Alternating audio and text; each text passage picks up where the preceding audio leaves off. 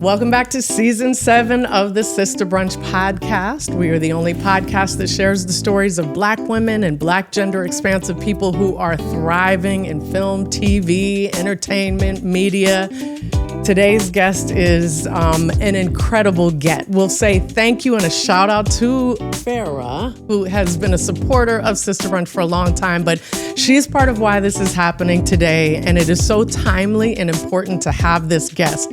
We also have a lovely surprise. This is, I think, one of 3 episodes that we are joined again by our beautiful co-host, Miss Shawn Pipkin-West. Yes, hi again. I'm so happy to be back and so excited for today's guest. So today we are joined by a journalist and a media innovator who is helping reimagine what the future of journalism looks like. And through her work, she's building a next generation media ecosystem focused on expanding representation and creating sustainable models for independent journalism. Sista Brunch family, please join us in welcoming the incredible, courageous, badass Georgia Fort. Yes. All right. So, again, we're so excited. Thank you for being here. It's an honor to be here with you all. So happy. Thank you for having me. We're glad to get you away from home a little bit too, and we're sorry the weather isn't entirely cooperating. This is perfect. Okay, good. All right, good. The sun's out. It's a little warm. It's a little warm. Yes. So, Georgia, you've spent years working across broadcast journalism, and now you're building independent media platforms. So, can you take us back and share some key moments of your journalism background and also your storytelling? Yeah, absolutely. Well, I started in media back in 2009 when I was about 18, 19 years old. And like many people, started as an intern, just hoping that maybe someone might let me on air. I started in radio and worked my way to television news. Moved around the country, worked in Columbus, Georgia, worked in Charlotte, North Carolina for a blip, and worked in Duluth, Minnesota, before coming back to the Twin Cities, where I am from. And ultimately... I am so sorry, because that's part of the question that I love to figure out is, what was that initial motive? Like, did you know what journalism was? So growing up... What was that seed planted for you that you were like, this is the thing that I want to do? Well, I think I started out in kindergarten writing stories. Just at that age, I wanted to be an author. I wrote a series of children's books. I love it. And it was funny. My mom found them when we were unpacking during her last move. And she's like, yeah, you remember? I was like, oh my God, I totally forgot about that. And so it was a seed that was planted at a really young age. But I think as a young woman and as a young mother, I was trying to find something that stimulated my creativity, but also challenged me. Mm-hmm. And with radio, the blend of music, with being on air and having conversations was really fun at that age, getting to meet celebrities and, doing the entertainment gossip is what I lived for. And then, I don't know, I hit 30 and I was like, this ain't it. My daughter was getting older and I wanted a career that had a little more substance. And so I ended up transitioning into news. It was, for me, a natural kind of next step. I had been working part-time at a public access TV station, although people didn't really know that I was full-time on air as a radio host, a morning host, very visible position in the community I was working in. Very full-time job because not only were we on air 6 days a week, but then we were at the pep rallies at the high schools and, opening up the concerts. And When the college football games were happening, we're on stage. So it was very visible. People didn't know I had a whole other job where I was working at this public access TV station, and I was refining the skills of filming and editing and reporting, which ultimately laid the groundwork for my transition into news. And so after just feeling extremely convicted, like this isn't my purpose anymore, that I'm supposed to be doing something else, I really jumped out on a leap of faith to make the transition. My contract in radio was up, and I didn't really have a job lined up. And so they were like, "You're going to renew your contract?" I was like, "Nope." And my bosses thought I was crazy. But it ended up working out. That's how the best opportunities come about. Absolutely. When something ends, other doors open. Yeah, you really have to, at some times, I think, just walk by your faith. Yes. Yeah. And what part of that led you to one kind of like stepping out completely on your own, making, finding a way where the gatekeepers were like, "No, we're not going to bring you on." What was it that made you go, "I'm going to do this by myself then"? I wish there was a prettier story of how that happened, but after working in radio and news for 10, 11 years, I had 2 Emmy nominations at this stage in my career. I remember one of the last stories I did in mainstream media was about the chief of police being a direct descendant of the woman who incited the triple lynching in Duluth, Minnesota. And as a reporter, to make him feel comfortable enough to share that history with me, to me signified that not only am I committed to telling stories that are very important to my community, but also to be able to kind of bridge the gap and make someone who ultimately otherwise normally wouldn't feel comfortable having that type of conversation. And so it was a heavy story, but it was an important story because at that time it was on the backdrop of Philando Castile being killed and the verdict that came out. And so it was broader than his family's history in this triple lynching. It was also about how he could utilize that to inform the way he approached policing, especially at a time when trust was eroding, right? And so we do the story, big story, it airs, and 2 weeks later, I am fired. But not for the story. Oh. It's because I'm not eligible for maternity leave. And so, how are you not eligible for maternity leave? What year is it? Is it 1950? Wow. But anyways, I reflect on that time, and it's like either way, whether it was the story I did, whether it was not being eligible for maternity leave, it just isn't right. And it pushed me to a place to be optimistic that, something better would open up for me in my hometown. Unfortunately, nobody would hire me. It was a really difficult time. Yeah. But when George Floyd was murdered, I found myself at a place with all of these skills that I had accumulated over the span of my decade in media and no place to really use them. And when I turned on the TV and I just saw the way our community was misrepresented, I felt like I had a responsibility to report on what was happening in my community. And that is how I started my journey as an independent journalist. I ended up being one of 2 journalists inside the courtroom when Derek Chauvin was sentenced.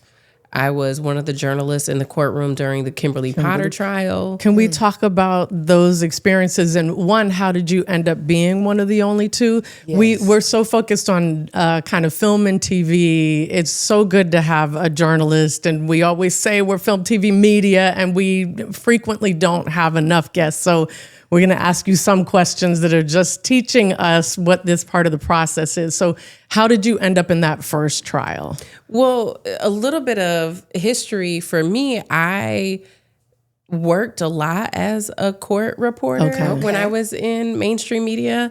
I was a general assignment reporter for an ABC affiliate in Columbus. And the funny thing was I couldn't get enough court because it got me off the hook for pitching stories for however long the trial lasted. Because when you're in like the everyday news cycle, you have to come ready at 9 a.m. You have to have 3 polished lead exclusive story ideas. It's a hustle. Okay. And so if I could get them to allow me to cover a trial, you knew what was coming then each I day. knew I didn't have to pitch a story every single day, right? It's like, oh, I'm going to court. You have fun at that editorial meeting. And so I covered a lot of trials when I was in Georgia. And so when George Floyd was murdered, I asked myself, as an independent journalist, has a fraction of the resources as these huge outlets have. What is it that, how can I cover this in a way that's different and adds value? Yeah.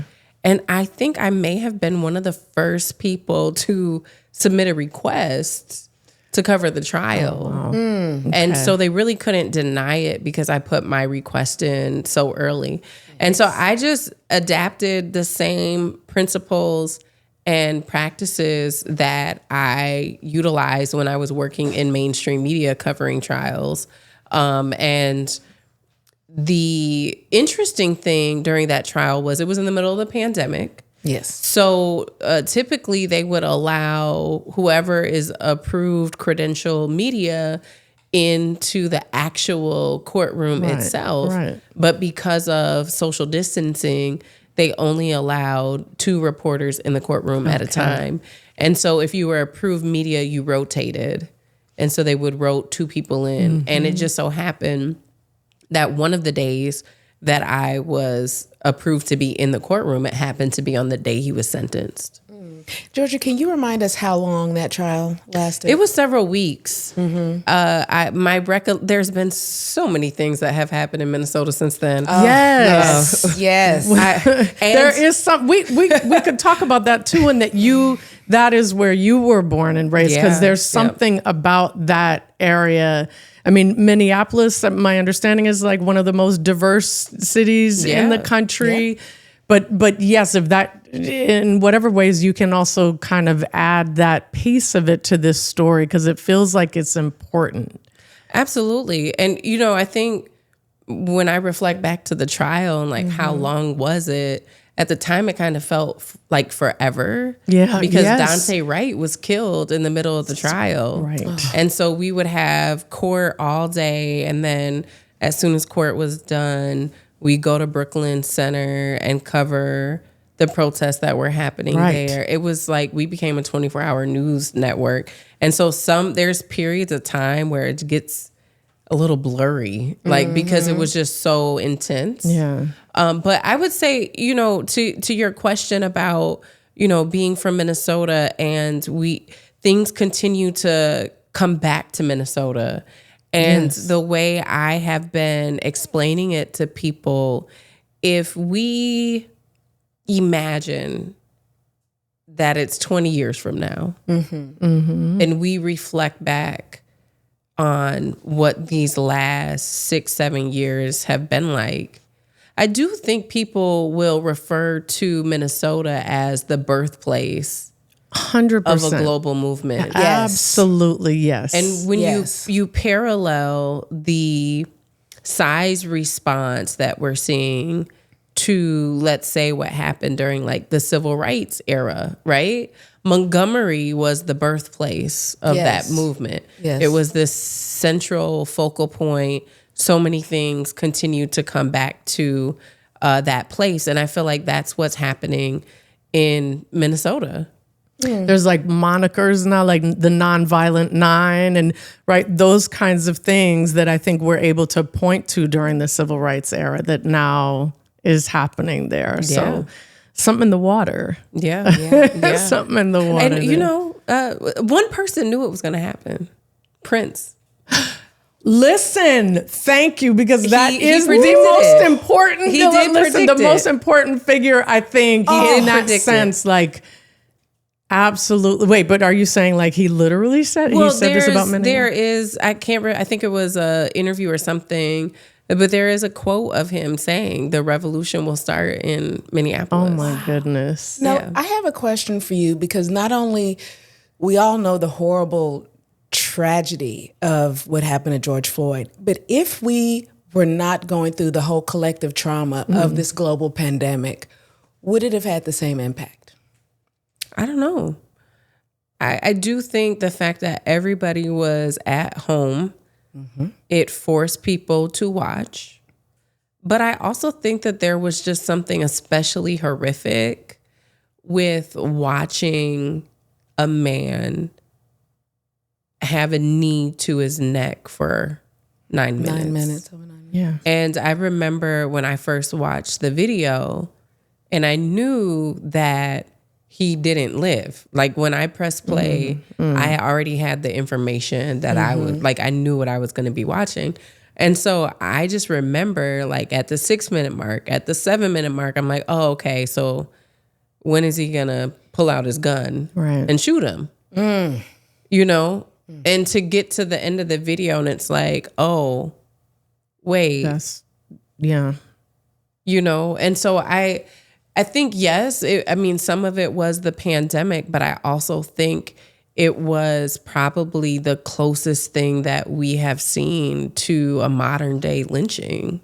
Yeah. In Minnesota, the other like knee jerk reaction many of us had was the press release that the Minneapolis Police Department put out immediately following that said, man dies of medical complications during encounter with police. I've forgotten. And that's still available publicly for people to look at, that is how they described that interaction. And so I think, and on the backdrop of Breonna Taylor and Ahmaud Arbery and that there had been a lot of kind of bubbling. We had actually been working on a series of interviews we had done with about 17 moms from more than a dozen different states who had all had their children killed by police. And very similar stories, the way the media is used as a tool for the police to weaponize and criminalize and dehumanize their children.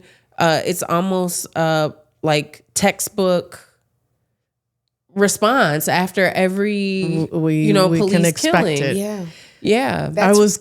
I'm so sorry. I know that. Okay, so I was going to ask about, because we also know part of why the civil rights movement happened is because it coincided with TV. And so people were seeing on television, similar to us seeing him pass with this knee on his neck, right? To your point, same with the civil rights era. It was the first time people were seeing it on TV, and that made our allies go, oh, It's Bloody this Sunday. thing they've been telling us is true. And so we got to see that then for this case as well. And I'm wondering, and I know a big part of what you do at Center for Broadcast Journalism, which is amazing, which is about teaching young people how to do this. A big tenet for you is truth, right? And how to get at that. And how are we going to continue to know that these images we're seeing are true with AI, with the now federal government being the ones that tell us what is truth? So I'm just so curious, how are you approaching that with young people? Well, I think that is why journalism is essential. Yeah. Because we are living at a time where AI images and videos are being presented as facts and misrepresented as truth, right? And so if we don't want to be a society that is delusioned, we need to be prepared to invest in the professions that will research and document what's actually happening. And that is the core tenet of journalism itself. So for me, that is why investing in the next generation of journalists is very core to my work. Yes, as an independent journalist, I will always continue to find a way to tell the stories, but I am only one person. Yes. And so we need to mobilize the next generation to advance this work, especially in Minnesota, where less than 3% of journalists are Black. I think 2.1% are Latino, 2% Asian. So our newsrooms do not represent the communities that they serve. Right. And instead of being the person that is on the sideline complaining about it, we're building infrastructure and programming to engage young people, to put cameras, microphones, audio recorders in their hands so they can keep that and continue doing the work. And then building bridges so that they can get hired in these newsrooms. If we don't make the career field as attractive as being a social media influencer or being an NBA player, then guess what? Those AI images and videos will continue to evolve and look more and more real. And you think we're in an information war now? Yeah. Imagine what this is going to look like in 3 to 5 years. And so we need independent observers who are trained in being objective to document and report on what's happening in their neighborhoods and their communities. Can you create a program for 50-plus-year-olds too? Let's Because go. I'm like, I need Age ain't nothing but a number. That's what I'm saying. That is true. You can support Sista Brunch Podcast by becoming a member on Patreon at patreon.com/sistabrunch and following and interacting with us on Instagram at Sista Brunch Podcast, and by leaving a review on Apple Podcasts and Spotify. You can watch full episodes on YouTube at youtube.com/Trujillo Media, and that's TRUJULO-media, and catch highlights on TikTok at Trujillo Media. Hey everybody, I am independent journalist Georgia Ford, and you're watching the Sista Brunch Podcast. Good pivot to talk about the business of journalism, right? As an independent journalist, you are at you're at the stages of building independent media platforms. Not only is it to take vision and grit and determination, but it takes resources. It takes funds. It takes other people, because it can't just be you. You have it cannot be just you.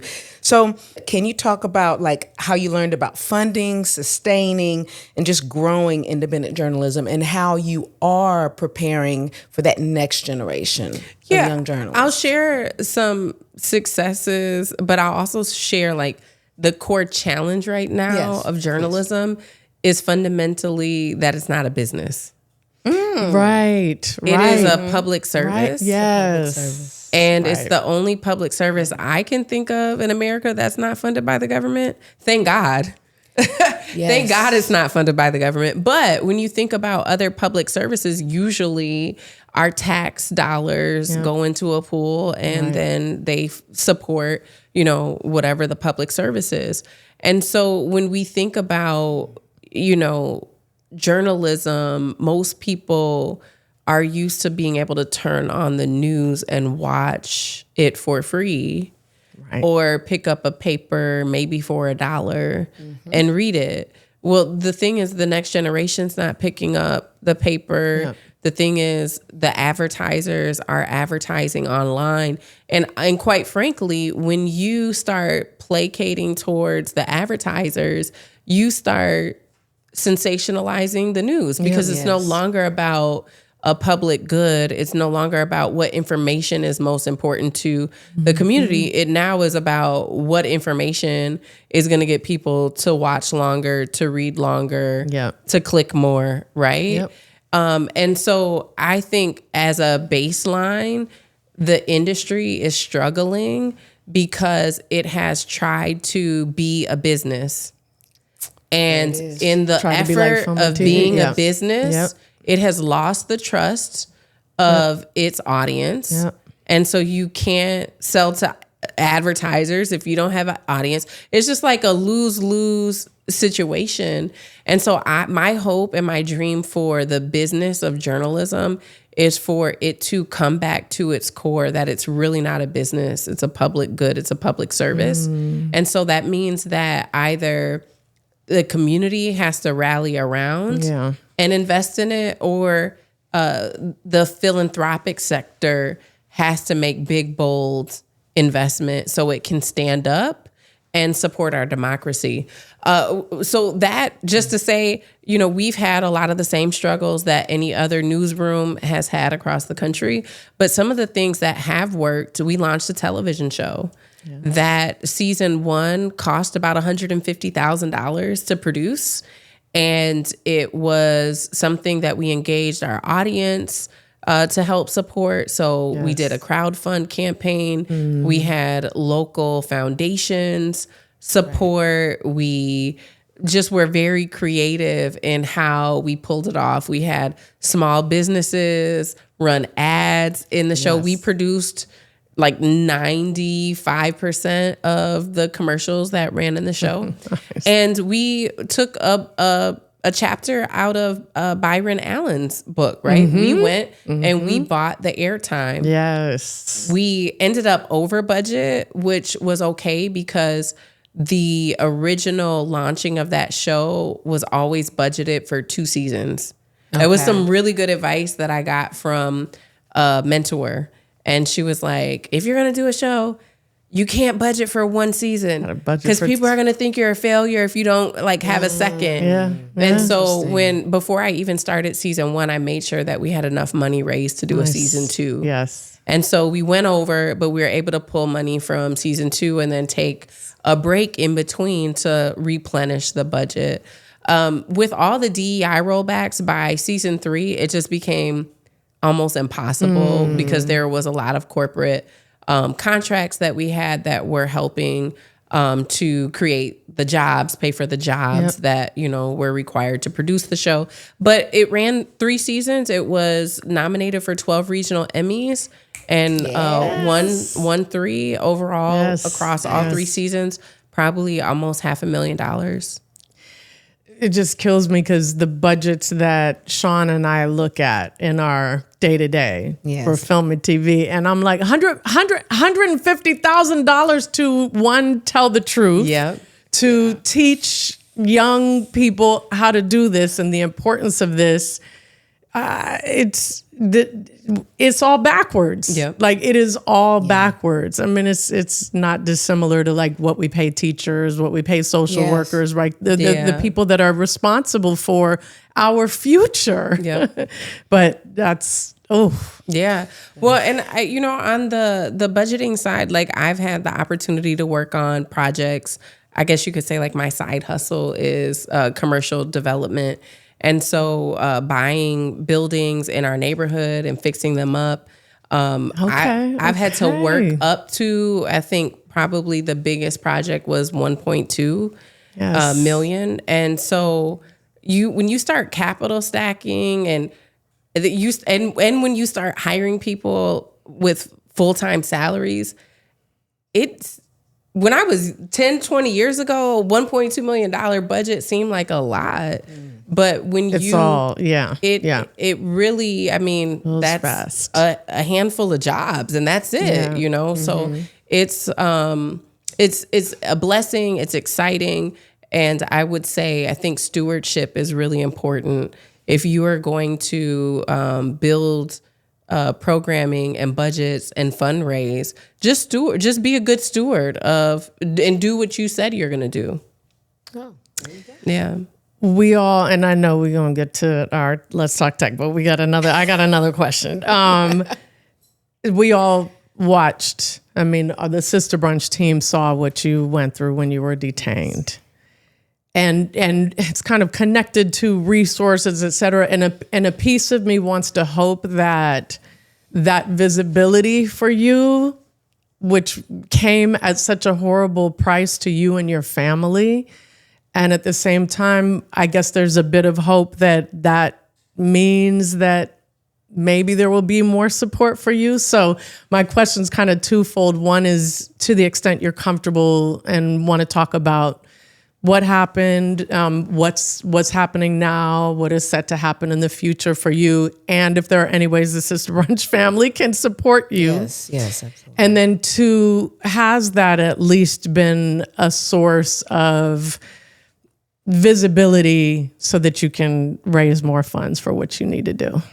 Well, I will say, this has been really difficult for my children. Yes. I have 3 daughters. They were all home when 24 agents came to my house to detain me.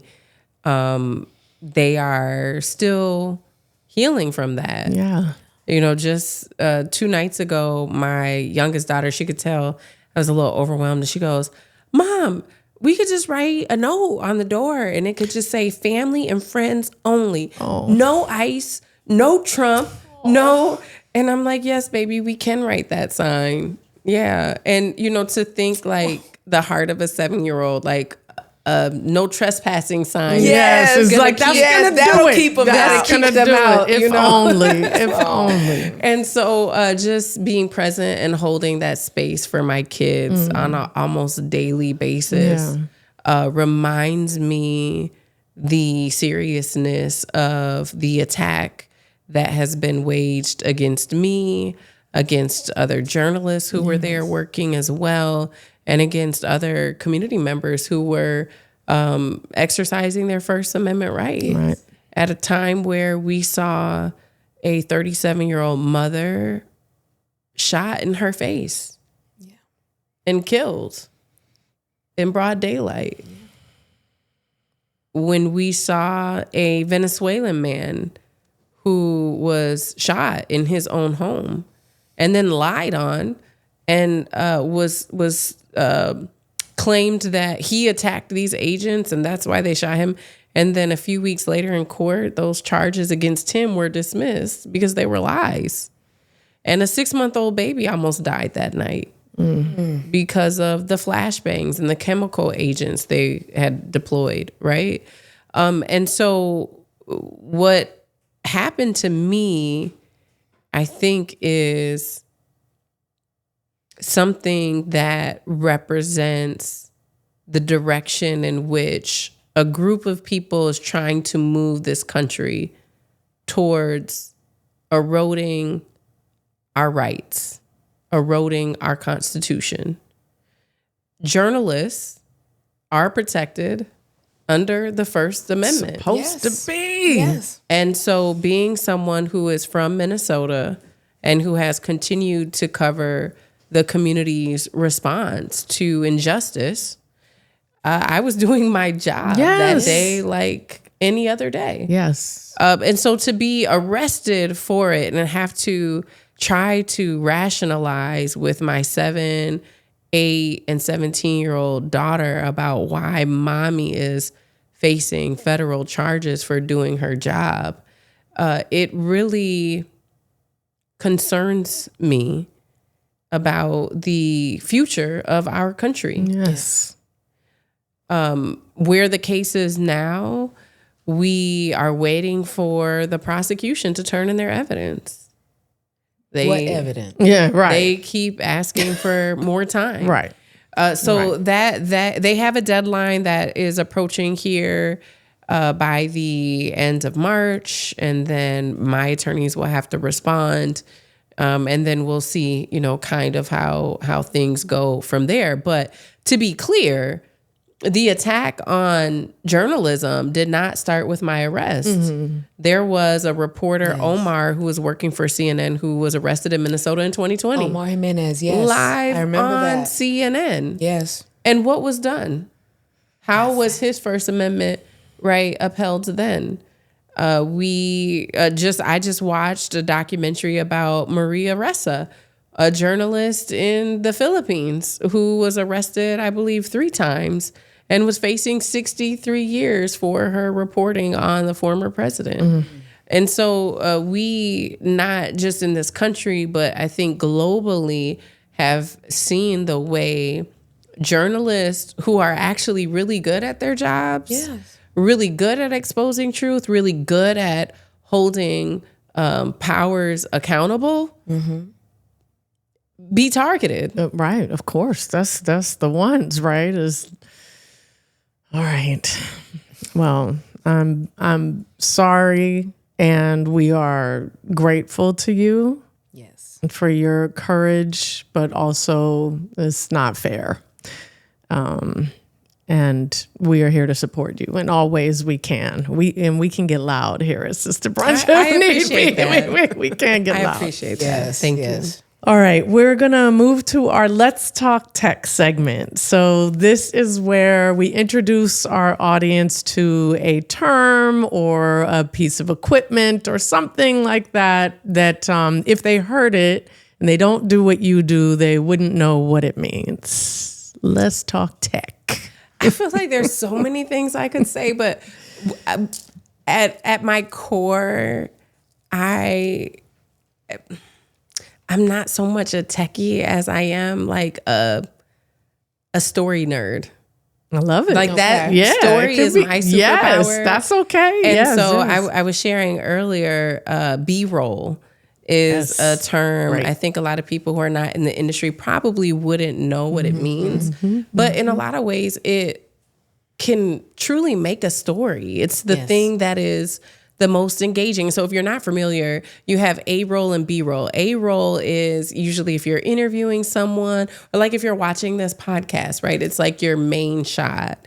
And these are all A, yes, right? Yes. And then the B-roll would be what you layer over it. So if I'm telling a story about my childhood and you see me on camera and then you cut to, a cute little picture, maybe I got nappy hair and, candy on my face or something, but it's the paint in which you throw on the canvas to help really bring the story to life. Yeah. And I think as a visual storyteller, as a multimedia journalist, I really, really spend a lot of time on the B-roll, especially if I'm filming or if I'm photographing things. I want to get the real close up. I want to get the audio. I want to really immerse people in whatever story that I'm telling. And I think part of the reason why I wanted to share that today too is because everybody has social media. So many people are doing podcasts. And if you want to elevate your presence, I think throwing in a little bit of B-roll can help take it to the next level. Note taken. Tasha, you got that. It's so funny. We use the producer's gonna hate me. They are, of course. Lord. It's so funny. Like this is how we cover when we're reading your bio, and so when we take pictures today, the B-roll is gonna be that. But we got to do a better job. We definitely next season we gonna have that as. See, that's the first lesson I got in my 50-plus-year-old enrollment in the. You could get an intern to film like the greeting, Yes. And Jada Pinkett, I feel like she does a really good job on her Red Table Talks. Red Table Talk, like at the intro top. and the outro, like just little cutaways. Yes. All right, we're gonna send you to evaluate our people. Noted. Here's the tip in journalism: you can never go wrong zooming in on the hands. You can never go wrong with the walk and talk. All right, let's go down the street and let's just talk. You ever see those shots of people walking and talking? Yes. Normally they're not even like saying anything. Right. They're like, did you eat breakfast today? It's just for the B-roll. The B-roll. There I love it, Tasha. That's got to be our bonus content for Patreon. It's like this the secret to how to do this. Tasha, like, you're gonna have to give me a raise. Yeah, exactly. I know everything's That's a lot of Tasha, you got that? You got. She over here getting fancy talking about B-roll. I'm gonna need a raise. So, Georgia, now it's time for our Sista Brunch signature question. The reason this podcast came about is Fanshen and I met at a Sista Brunch. It's where I love that. About 20 years ago. Yes. I was in the Directors Guild of America training program. 20 years ago. Really, Shawn? No. You barely 25. I'm telling you, no. Okay. Yes, I was 5 when we did this. Exactly. DGA. And the mentors would bring their mentees. So everybody in the training plan has a mentor. Oh, nice. And so there were several Black women that were trainees and also trainee graduates. And so every month or every quarter, they would all get together and just have a brunch. And it just grew and grew because more sisters got in the program. And then people started elevating, and then we opened it up to more filmmakers, and it was just a wonderful thing. Wow. I remember at one point we had about 60 people at my house. Yeah. And it was a beautiful, beautiful thing. Yes. So this is a question we have, our signature question. So imagine you're sitting down with your younger self. Let's say teenage Georgia.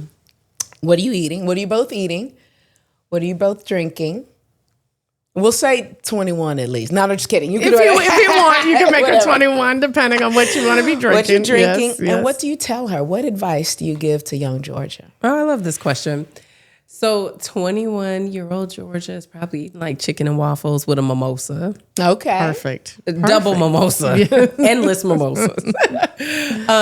Me now, I'm probably eating like some oatmeal and some blueberries or something. No, we got to go back to the chicken and waffles. Boring. Healthy. Yes, I know. And whatever mocktail version of mimosas, because I gave up drinking. Yeah. Okay. Good. And what I am telling her, if I could tell my younger self something, I would say, you are enough. Yes. You are more than enough. When I was trying to really get my career going, I think that I dealt with so much self-doubt. And some of it was definitely internal, and some of it is just this industry. Yeah. We, as Black women, and trying to get into this industry, trying to build relationships, it can be very brutal. And oftentimes now at this age, I can say it's more it reflects poorly on them. That's right. You know? Yes. That's right. Because I Yes. know who I am now and how I am to young people. But when I was coming up, there was no Center for Broadcast Journalism. There was Right. no place to come and find community and learn and grow and make mistakes and get connected, right? And so trying to build those relationships, I think I internalized a lot of the way that people in this industry can be standoffish. Yes. And I internalized and told myself, oh, I'm not good enough, you know. As a result, I think it forced me to work really hard and refine my craft and get really good. So everything happens for a reason. Yes. But certainly young people should not have to suffer thinking that they're not enough. You know, they deserve to learn and grow with confidence. So that's what I would tell my younger self. Beautiful. Your children are so fortunate to have you. Well, thank you. Raising them knowing that already, right? And then all of the young people that are lucky to be part of the Center for Broadcast Journalism. All of Minneapolis, as far as I'm concerned, is so lucky to have you being there with all the span of your career and the things that you are dedicated to. I think Prince was talking in part about you, including you and how this revolution. Are you going to get me teary-eyed? I'm sorry, but I just like, you're amazing. I'm over like, I've never been more proud to be from Minnesota. Yes. Minnesota is the bomb. That's what I hear. Like, I am for real. Yes. Minus the 20 below. That part is the hard. This is the hard part. But, you know, I mean, it's getting hotter and hotter here. So it may not continue to be the pleasant place to live where it is. Well, and there's so many great people, you know? And I think that's the one thing that makes me so excited is through all this, that's the silver lining, is like through all of the horrific things that have happened there, what the world is beginning to see is how incredible the people of Minnesota are. is. And there's just so many yeah. talented people who are so selfless and so kind and and deserving of the acknowledgement. Yeah. I love it. Thank you so much for being on you. Sista Thank Brunch. you for Really having blessed me. us. Thank you. Yes. Thank you. Sista Brunch is brought to you by Trujillo Productions and was created by Anya Adams, Christabel Nsia Bwandi, and Fanshen Cox. Our producers for season 7 are Tasha Rogers and Samantha K. Henderson. Sista Brunch is recorded on the unceded territory of the Tongva and Chumash people in Los Angeles, California. Thanks for listening, following, reviewing, and subscribing.